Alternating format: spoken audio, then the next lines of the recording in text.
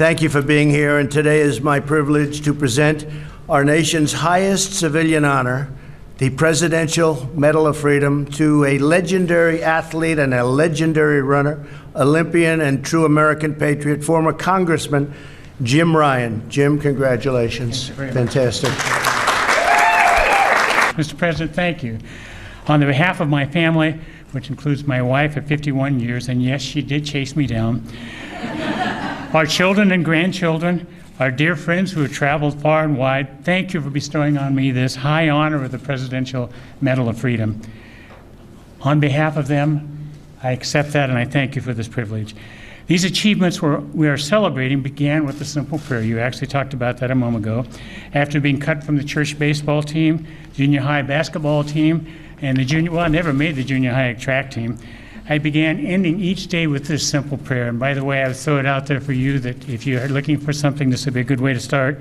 Dear God, I'd like my life to amount to something. I believe you have a plan for my life. I'd appreciate your help in figuring it out. And if you could help me out, make a plan would include sports of some kind, I'd really appreciate it. Thank you, and good night.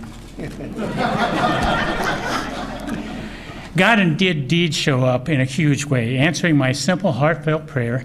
I finally made my first athletic team, the Wichita East cross-country team, my sophomore year in high school. God gave me a former Marine, Bob Timmons, to coach me. I wasn't even supposed to be at East High School. Southeast High was just down the street from where I live.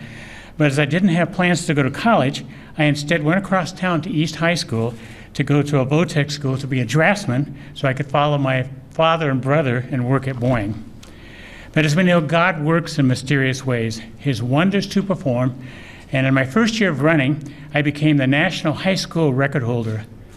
18 months after starting to run seriously in 1964, I became the first high school boy to run a mile in 4 minutes, a feat which many had thought impossible until Coach Timmons, who we affectionately called Timmy, had me sit with him on a bus ride from Kansas City back to Wichita in my sophomore year. He told me, Jim, I think you can be the first high schooler to break 4 minutes.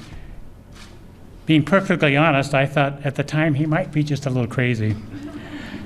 Every reality begins with a dream, a seed of inspiration, and Timmy planted that seed, and I wanted to believe him that maybe, just maybe, it was possible. I committed to it, took ownership, and in the blazing hot summer days and in the bitter cold winters of Kansas, began running 100 miles a week, week after week, month after month, many of them run in the dark after school, all to compress those countless hours and thousands of miles into running 4 laps in less than 4 minutes. Not only would I break the 4-minute mile my junior year in high school, several months later, I would find myself pouring every ounce of strength down the home stretch of the 1964 Olympic trials, making the Olympic team at 1,500 meters, winning by mere feet at the age of 17. It was the beginning of an amazing 8 years. I would set the American record in the mile at 18, then would follow Timmy to the University of Kansas wearing the famous pink and blue colors, winning NCAA title. Mr. President, it may surprise you, time diminishes us all. I no longer run 4-minute miles. In fact, I'm not sure I can run a 4-minute half mile. And while the applause and cheers of men fade, nothing can take away from me those moments when I was young and full flight down the final backstretch, the wind in my face, wings on my feet, powering away from my opponents. There was a purity in those times when my mind overcame a tired body, and for those few glorious moments, I would slip the bonds of the physical and I was free. I had won, and I look back now, realizing my running career was a celebration. There's no doubt in my mind that we were all made for a purpose. I was made to run. I was also made to glorify God in all that I do. So in my words and in my actions, I celebrate that purpose and will do that always to his glory. What Ann and I cherish very much is having had the privilege of raising 4 beautiful children who contribute to our nation daily. In addition, we've been blessed with the opportunity to give back to the sport of running through the Jim Ryan running camps. We've had thousands of young runners attend the camps through the years, instilling in them this truth: God loves you and has a plan for your life. And then we challenge them with the work to become balanced human beings, to become physically, mentally, and spiritually fit. As I receive this medal, and it's an incredible honor, thank you, Mr. President, I will close by saying this: to God be the glory, great things he has done. This day, my life and all of these achievements, this is the Lord's doing, and it's marvelous in His eyes. Mr. President, thank you for your loving and serving this great Republican country. May God continue to bless you and your family with His peace. Thank you again for this great honor. Thank you very much. You're very welcome.